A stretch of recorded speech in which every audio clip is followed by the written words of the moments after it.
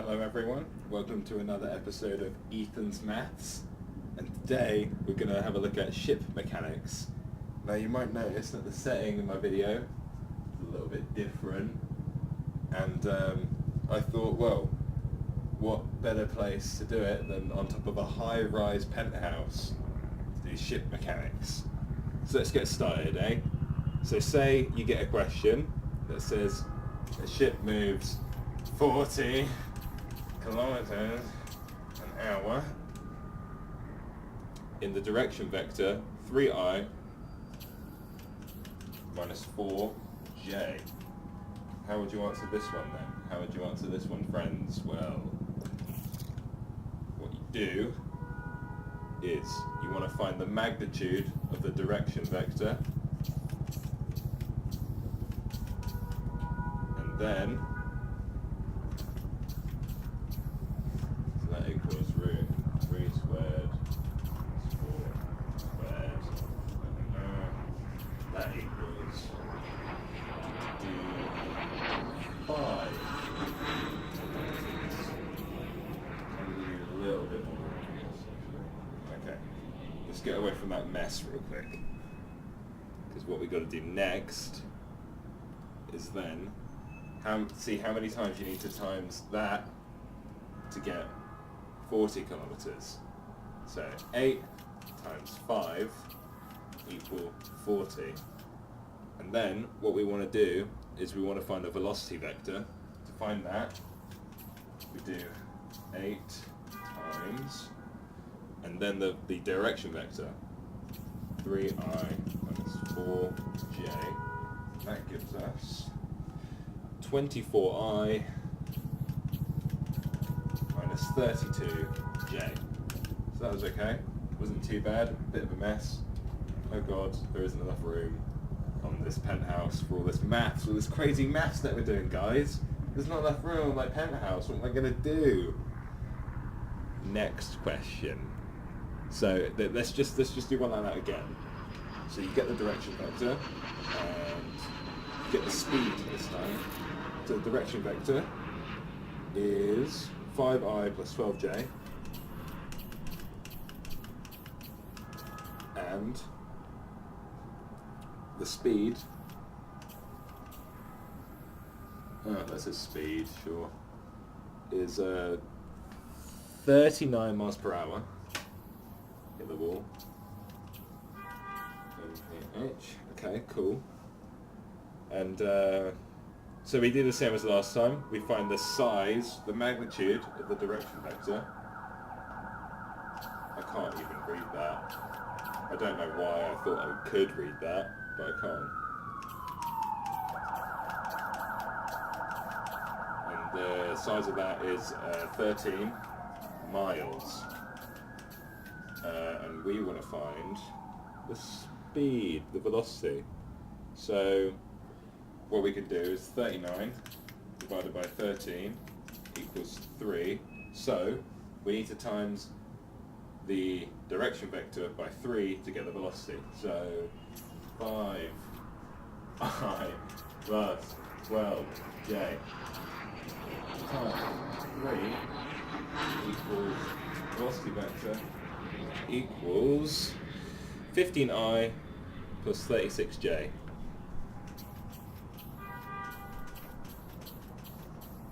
No, 36j. Okay, cool. Hope you're following so far, not getting too much vertigo from these crazy maths heights that we're reaching right now. Okay, so let's just go over into the equation corner. And I'm gonna lay you down with some equation that you're gonna use next. So if we want the position vector,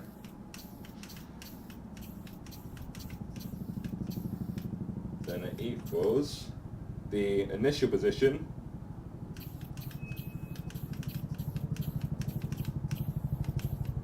plus velocity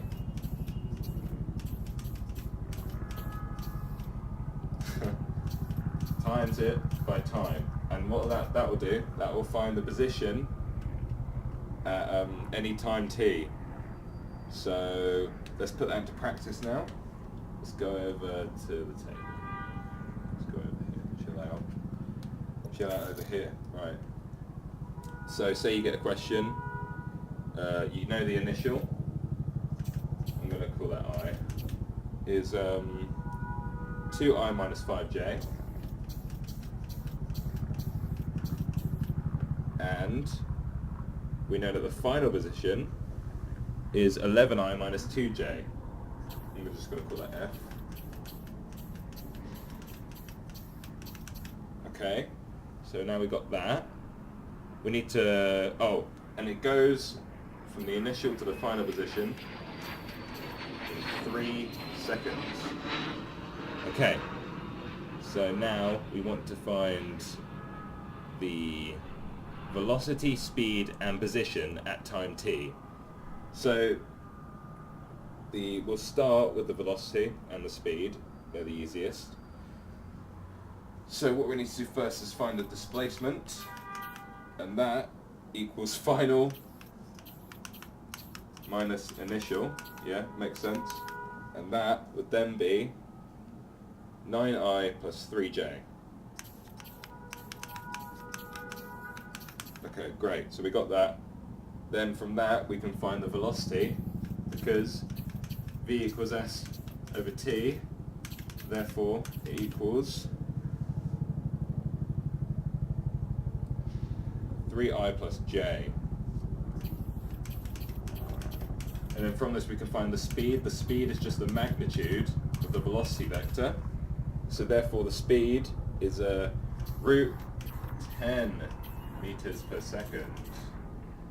Oh, it's getting cramped in here again. I need to get used to that. Okay. Great. So now all we need to do now is find the position vector at time t. And we've already done a bit of it just now.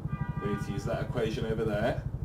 So what we're going to do is I'm going to call the position vector r. And that equals 2i minus 5j. Yeah. That's a mess. 2i minus 5j plus the velocity, 3i plus j times t, because we need to find it for time t, so we don't have a specific time.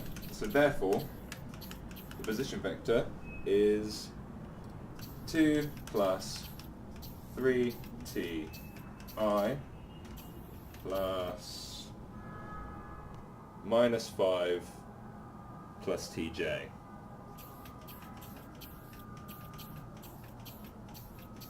Yep. And before you could have just left it like that, but it's good to put it all together with the t's inside the bracket instead. You could have just left it like that, but I think it looks better like that. Great, great. So I've got one more question. This one's quite big. Can we fit it in? Yeah, we'll stick it in. We'll stick it in. We'll go a bit mental. I'll go all out on my penthouse, you know. It's cool. I don't mind. Okay, so you've got 2 boats, and you know the position of boat A is 2 plus 12t I plus 3 plus 16t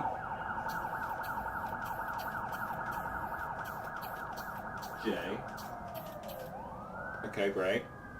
And we know the position vector of B, of boat B, is ti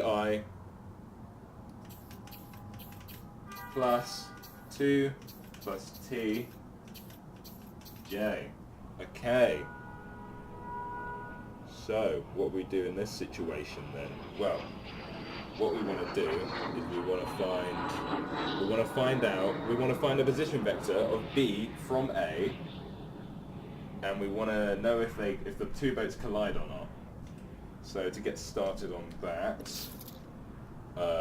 first we know this is just basic vectors. We need to find the vector AB, and that equals the position of B minus the position vector of A Okay, and that equals minus 2 minus 11 ti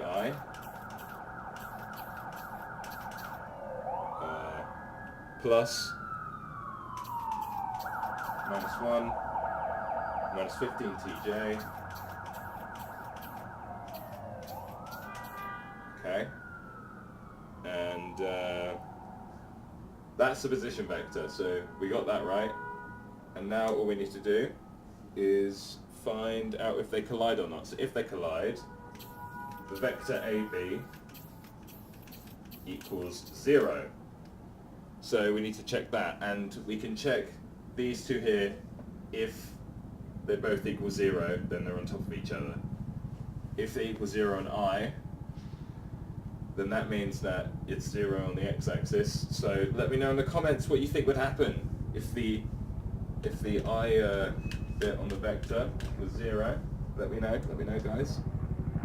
So then, we're running out of room.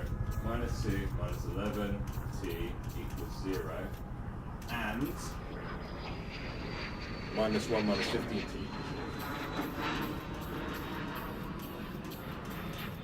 They need to both be 0, right? And then we get for that t equals minus 2 over 11 and t equals minus 1 over 50. And we can give this a big red cross, and because we know that they do not collide. You know why? Because these different values of t, so they might go past each other on the x and y axis, but at different times. So that's it, ladies and gentlemen, that's it for this episode. Be sure to come back soon for some more great maths content.